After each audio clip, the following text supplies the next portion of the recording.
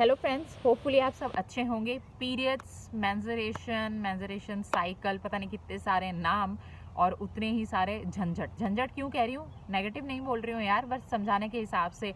एक बार मैं टॉपिक पढ़ा रही थी 12th में, आपको पता ही है कि as a biology student subject ही यही है, और ये टॉपिक तो मोस्ट इम्पॉर्टेंट, मैं बहुत ज़्यादा डीप में जाके पढ़ाती हूँ। उसका रीज़न भी है, हम जब बहुत छोटे थे ना, उस टाइम जो पीरियड्स वगैरह है वो हाइड किए जाते थे। अभी तो स्टे फ्री और विस्पर की एड में आपने देखा रेड कलर आ चुका है, ब्लू कलर आता था पहले, तो काफ़ी ओपननेस आ गई और ये बहुत अच्छी बात है।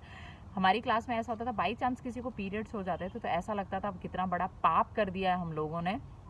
स्कर्ट ख़राब हो जाती थी और उसके बाद तो इधर उधर, मतलब लड़की लिटरली, मतलब हम लोग रोना स्टार्ट कर देते थे और हमें लगता था कि गलती से किसी लड़के ने देख लिया, किसी ने भी देख लिया, लड़का हो जो भी हो, तो हमें बहुत ही एम्बैरेसिंग फील होगा या जो भी इंसल्टिंग फील होगा, क्योंकि उस टाइम इन चीज़ों को लेकर बहुत ज़्यादा ओपननेस नहीं थी, खुलकर बात भी नहीं करते थे, फ़ोन और सोशल मीडियाज़ तो यूं ही नहीं थे, तो इतनी ज़्यादा रीचेबल, ईजी रीचेबल नहीं थी चीज़ें। लेकिन आज की डेट में अगर हम बात करें तो मूवीज़ बन चुकी हैं, हम खुलकर बात भी करते हैं। उसके बाद भी काफ़ी जगह पे मैंने देखा है कि जो बच्चियां हैं वो डरती हैं, अगर कभी पीरियड्स हो जाते हैं, पैड मांगना हो तो उनको हेजिटेशन होती है। एनीवेज उसका एक बहुत बड़ा कारण है कि जो आपके सामने आधी आबादी और आधी आबादी, उनको शायद कभी रियलाइज़ कराने की कोशिश नहीं की जाती कि actually what are periods, what menses. इतना पता ही ठीक है, जब टाइम के साथ शादी होती है जेंट्स को पता ज़रूर होता है, लेकिन किस मायने से पता होता है ये एक डिफरेंस क्रिएट करता है। एक तो जैसे रिप्रोडक्शन के बारे में सब जानते हैं, आगे सेक्स डिटर्मिनेशन के बारे में सब जानते हैं, लेकिन किस नज़रिए से उसको बताया गया, किस भावना के साथ बताया गया, ये बहुत ज़्यादा मायने रखता है। मैं जब एक बार कोचिंग में पढ़ा रही थी, मेरी कोचिंग में उस टाइम बैच में एक लड़की थी और सारे बॉयज़ थे, और यकीन मानिए मेंसेस का टॉपिक चल रहा था, पूरा ग्राफिकल रिप्रेजेंटेशन है बायो में हमारे। तो जब मैंने बताया कि पीरियड में क्या होता है कि जो एंडोमेट्रियम वॉल होती है, मतलब कह सकते हैं कि बॉडी का एक हिस्सा जो होता है वो हर महीने टूटता है, नया बनता है, टूटता है, नया बनता है। सोच कर देखिएगा कि एक छोटी सी खरोच भी आ जाती है, स्पेशली अभी ठंडियों में जब आ जाए तो कैसी हालत हो जाती है हमारी। और अगर बॉडी का एक पूरा हिस्सा, पूरा ब्लड वेसल ब्रेक डाउन हो रहा है, तो सोचिए कि लड़कियों की, औरतों की क्या हालत होती होगी। जब मैंने ये पूरी बात एक्सप्लेन की बहुत डिटेल में, डीप में, तो एक लड़के को अगले दिन जब मैं मिली तो उसने बताया कि मैम मुझे पूरी रात नींद नहीं आई। मैंने कहा क्यों यार, ऐसा क्या हो गया?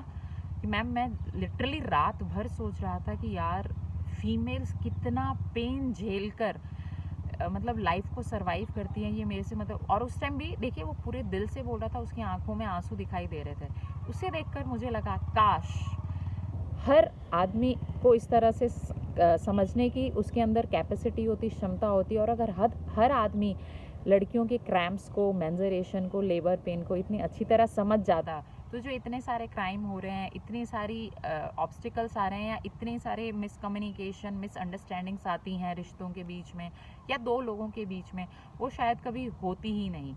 शायद एक औरत को 24 घंटे किचन में खड़े, 24 घंटे का मतलब है, समझ रहे हैं आप, ज़िंदगी भर ऑलमोस्ट है, वो कभी रिटायर ही नहीं होती किचन से। हालांकि काफ़ी घरों में, काफ़ी जगह पे ऐसे रूल्स होते हैं कि पीरियड्स में रेस्ट करना है, ये ऐसे बहुत सारे, देखिए अलग अलग चीज़ें, अलग अलग जगह पे काफ़ी सारे अलग रूल्स एंड रेगुलेशंस होते हैं। किचन वाला जो है वो रेस्ट करने के लिए अच्छी बात है, लेकिन अगर न्यूक्लियर फैमिली, जैसे हम लोग आर्मी बैकग्राउंड से हैं, हम तो ऑब्वियस सी बात है कि भी मम्मी पापा, हम भाई बहन, और कौन था, तो मम्मी ही किचन में जाएंगी या मैं जाऊंगी। जैसे ज़्यादा छोटे थे तो उस टाइम तो पता भी नहीं होती थी, धीरे धीरे बड़े हुए तो पता चला, तब जाके रियलाइज़ भी हुआ कि नहीं भाई सबको। हालांकि आर्मी बैकग्राउंड में ये होता है, आर्मी के घरों में, कि सब लोग काम करते हैं, पापा को भी खाना बनाने आता है, भाई को भी आता है, सब मिलजुल कर करते हैं, तो ये एक बहुत अच्छी बात होती है।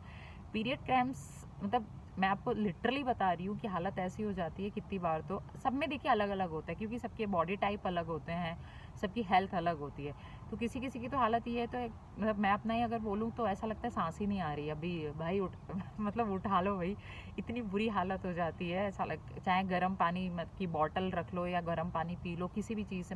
मेडिसिन तो आपको खानी भी नहीं चाहिए, और भगवान की कृपा से मैंने आज तक खाई भी नहीं है, जो बहुत अच्छी बात है। खैर, ये वीडियो बेसिकली यही थी कि जब किसी लड़की को पीरियड्स हो, मेंसेस हों, इसमें एक स्टोरी मैंने अपने बच्चों को काफ़ी बार बताई हुई है कि एक मेरे बहुत अच्छे कलीग थे, उन्होंने मुझे बताई थी कि एक लड़की थी 11-12 साल की, वो सड़क पे भागती हुई सी जा रही थी बहुत अनकंफर्टेबल मैनर में। मेरे कलीग ने उसको समझा, देखा, क्योंकि वो टीचर ही हैं, और उस लड़की को रोका और पूछा प्रॉब्लम। अब शायद वो बड़े से दिख रहे थे, लड़की डर गई, फिर उन्होंने किसी और लड़की को, बड़ी लड़की को स्कूटी पे जाते हुए उससे हेल्प मांगी और उससे कहा कि प्लीज़ इसकी हेल्प करो। पता चला कि एक्चुअली उस लड़की को अचानक से पीरियड्स हो गए थे, स्कूल की छुट्टी हो चुकी थी, उसकी बस निकल गई थी। फॉर्चुनेटली जो मेरे कलीग हैं, उनके माता पिता के संस्कार कहिए, उनकी समझदारी कहिए, मैच्योरिटी कहिए, कि उन्होंने उस टाइम उसकी हेल्प की जिस टाइम एक्चुअली उसको ज़रूरत थी। वरना कितनी बार ऐसे सिचुएशंस में बच्चियां ट्रॉमा में भी चली जाती हैं।